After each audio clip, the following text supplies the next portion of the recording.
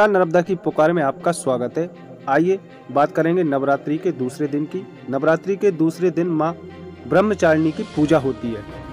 यह भी माँ दुर्गा का एक अवतार है जिन्हें ब्रह्मचारिणी के नाम से पूजा जाता है। शास्त्रों में लिखा है कि ब्रह्मचारिणी का अर्थ है तप का आचरण करने वाली देवी माँ। देवी माँ के दाएं हाथ में जप की माला है और बाएं हाथ में कमंडल धारण किए रहती हैं। पूर्व जन्म में देवी ने हिमालय के घर पुत्री के रूप में जन्म लिया था और भगवान शंकर को पति रूप में प्राप्त करने के लिए घोर तपस्या की थी। इसीलिए इनका नाम शास्त्रों में ब्रह्मचारिणी कहा गया है। माँ ब्रह्मचारिणी की पूजा करने वाले भक्त हमेशा उज्ज्वलता और ऐश्वर्य का सुख भोगते हैं।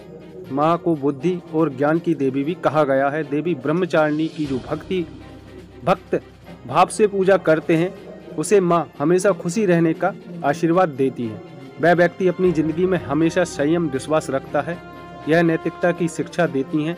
जीवन में कई चुनौतियां हैं जिन्हें माँ ब्रह्मचारिणी की पूजा करने से दूर किया जा सकता है।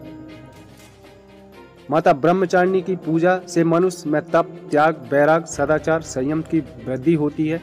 जीवन में कठिन संघर्ष में से भी उसका मन कर्तव्य पथ से विचलित नहीं होता है और वह अपने कार्य में लगा रहता है। और माता ब्रह्मचारिणी के भक्त को माता की कृपा से कठिनाइयों से बावजूद सफलता मिलती है। गाय के गोबर के उपले कंडे जलाकर उसमें घी, हवन सामग्री, बतासा, लौंग का जोड़ा, पान, सुपारी, कपूर, गूगल, इलायची, किशमिश, कमल गट्टा अर्पित करें। नवरात्रि के दूसरे दिन हवन में मां ब्रह्मचारिणी की मंत्रों से उच्चारण कर पूजा करें। नवरात्रि के दूसरे दिन माता को शक्कर का भोग लगाएं तथा उसका दान करें।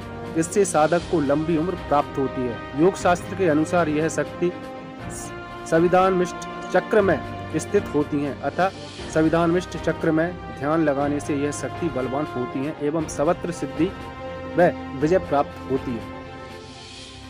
माँ का स्वरूप दिव्य है। वे श्वेत वस्त्र पहनकर कन्या के रूप में हैं, जिन्हें एक हाथ में अष्टदल की माला और दूसरे हाथ में कमंडल है।